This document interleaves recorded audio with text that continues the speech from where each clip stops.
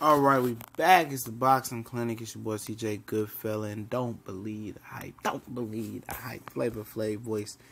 Talking about Mikey Garcia. I'm not saying that Mikey is a hype job or nothing like that, but you know, you hear Richard Schaefer say no challenge is too big for Mikey Garcia, not even Earl Spence. Man, pause, stop, yield, whatever you want to say, man.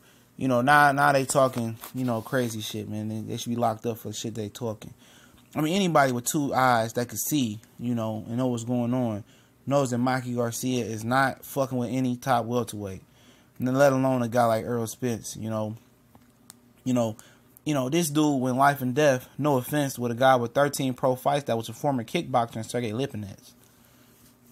Think about that for a minute. You know, he couldn't knock out Lipinets. He dropped him with a good counter left hook. We give him his credit for that, but you know, he wasn't supposed to go life and death with Lipinets like that with his face busted up. He got hit very cleanly versus Lipinets, man. So clean. So you telling me that Keith Thurman, Sean Porter, Danny Garcia, the Truth, Earl Spence, the Terrence, the Bud Too Strong Crawford, you know, couldn't paint his face up and potentially stop him? I'm not believing this hype about Mikey Garcia being this pay-per-view star, this next big Mexican-American star, or Mexican star, whatever they want to sell it. I was big on Mikey Garcia at 126, 130, and I say he has some potential at 135. For me, that's where the train stops. I think he needs to stay down there, beat Lomachenko, beat Robert Easter Jr., and beat whoever else he got to beat. Campaign down there. I understand the division is kind of light, but I mean, you want to go to 140 for real, right? You know. Do you know the physicality of some of those junior welterweights that you guys probably don't know of because you haven't really researched or heard about them? It's cold-blooded, man. Some of these guys are cold-hearted, cold-blooded killers at 140. You know, you look at a guy like Regis Prograis. That dude is a killer. You know, you telling me Lipinets was able to paint Mikey Garcia face up like that, and this is a guy whose positioning and poise is pretty good. His poise is pretty good. His positioning is nothing like Regis Prograis. Regis is not gonna try to try to play with Mikey Garcia and try to outbox him at pocket range and let him walk and do what he want to do. A guy like Prograis is gonna go all in Mikey grill and test him. That would be a good, you know, prequel or pretest, SAT, you know, to the actual test, which is Earl Spence. You know, just keeping it real. You know, him fighting Prograis is a good barometer to get him ready for what he would, you know, be facing against Earl Spence. Prograis is a wonderful puncher.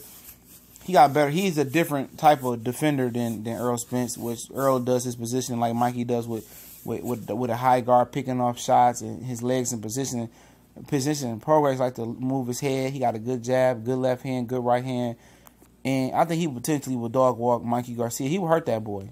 You know, he would. I think he would do what Orlando Salido did, but complete the mission.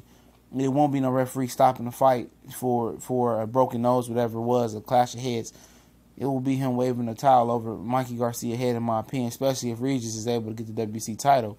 He had faced the winner of Amon and Jose Ramirez, which we got the prediction video coming later. Like I said, a lot of people don't believe me. I like Josh Taylor over Mikey Garcia as well. You know, especially he continue to get more seasoning. If a guy like Lipinets with 13 fights can do that well, I like my guy's chances in Josh Taylor. The only thing that's left to really know about Taylor, can he take it on the chops? And if he can take it on the chops and he tough like Ricky Burns, his fellow countryman is, fighting with broken jaws and stuff of that nature, and he got that jaw like that, no doubt in my mind. You know, if Lipinets was a 20-1 underdog, Taylor might be a 31 underdog just because of the unknown factor of him. But I'm cashing in on a bank on that one because I know what's going to happen. I believe in his skill set.